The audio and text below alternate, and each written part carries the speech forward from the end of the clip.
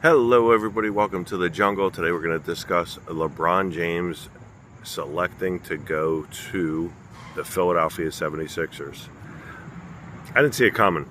I thought that of the teams that were in the hunt for him, I thought Golden State was absolutely had almost next to zero chance. The team's very, very old, up against the cap. Didn't make sense. Why are you going to add another old player to an old team? So Golden State didn't make any sense to me. So I didn't think they were a shot. San Antonio came in. There were some players on San Antonio that were trying to lobby for LeBron to go to San Antonio, which sure would have made would have been a predictable thing for LeBron to go to a loaded team and not have to do a lot of the heavy lifting. But San Antonio didn't make sense to me. That's a very young team, and they're going to be fine with or without LeBron. They don't need LeBron. And it would just take playing time away from some of their young stars. So that didn't make any sense. The other team, Miami, that was the team that I thought had a really, really good shot. You just got Giannis. LeBron's been chirping about wanting to play with Giannis for a long, long time. So now you've got a solid four. You got Bam Adebayo.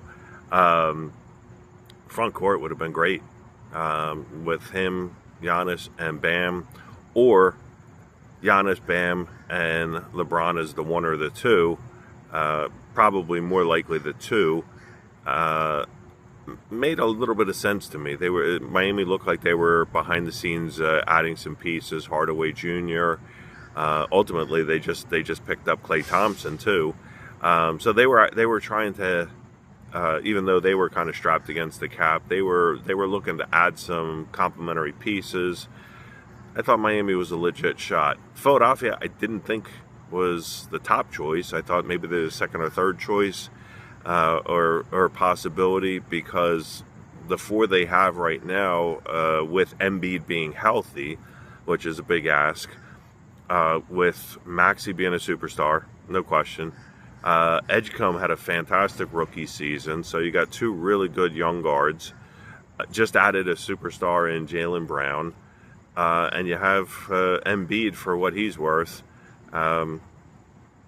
To me, it made a lot of sense to just stick with what you have and, again, add some complementary pieces. But now with LeBron there, it's a loaded team. Question is, and this is a big question, there's not enough basketballs for all of the A-type personalities that you have there. And sometimes when you have too many stars, too many cooks in the kitchen, it doesn't always work out that well.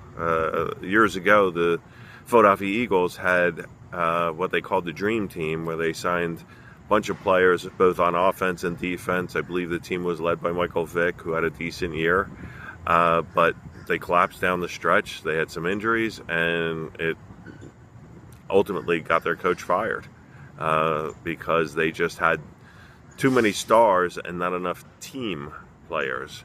And basketball with only 5 players on the court at the same time is a team game. It's not an all-star game. And I just have a feeling that you're going to have way too many talented guys that are going to want to, get their numbers up. What happens if Embiid gets hurt? And maybe that the question isn't if, but when. Who's gonna want the ball more to be able to, get that offense going. I think this is a boom or bust situation for LeBron and the Sixers. If LeBron doesn't bring a championship home, that comes down hard on him, hard.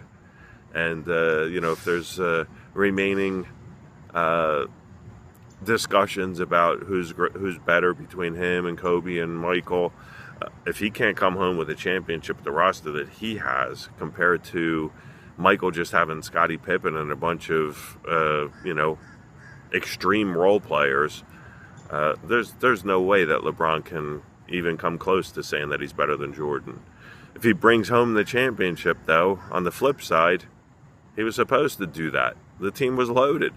So I think it's a losing proposition for LeBron other than winning the championship, which is what it's all about. I get it. But I think there's a lot more negatives than there are positives. And some of the negatives that I see clearly are, again, the growth of Maxey, Edgecombe, and, Jaylen Brown's in his prime. So you're holding those three guys back to put a 41, 42-year-old, past his prime LeBron into prominence again.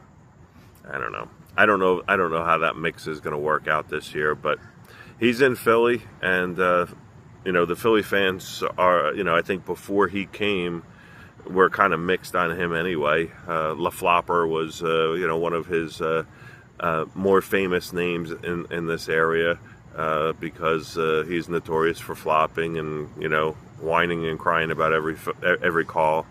Now that he's with Philly, I think a lot of that subsided because he's on Philly's team, and obviously they want a winner. It's been close to 40 years now. Actually, it's over. It's over 40 years. So we'll see what happens. But let me know what you think. Do you think the LeBron experiment's going to work out well? Do you think he's going to mesh well with his teammates? Or do you think this is a disaster in the making? I don't know if it's a disaster, but I don't know that this actually puts them over the hump. I think more so than LeBron, I think Embiid was the key to this team. It always has been. What's his availability? Is he going to get 65-plus games and be available in the playoffs? That's the more important story, I think. I don't think LeBron's going to play 65 games. He's been dinged up the last 2-3 years. And lastly, and this is just me, I don't know, I guess as I'm getting older, I'm getting more cynical. LeBron signed a 2-year contract, $4 million a year. Something fishy about that. I don't believe that for a second. I think there's some shenanigans going on in the back, but that's for another topic, more research. But I don't buy him signing a 2-year, $8 million deal when he's been averaging $50 million a year. I think there's more to that story, and I might look into it a little bit more. But anyway, have a great day. Please like, subscribe, share, comment, post, repost. Have a wonderful day. Beautiful day, but unfortunately the pool's closed today. I don't know why. Talk to you soon.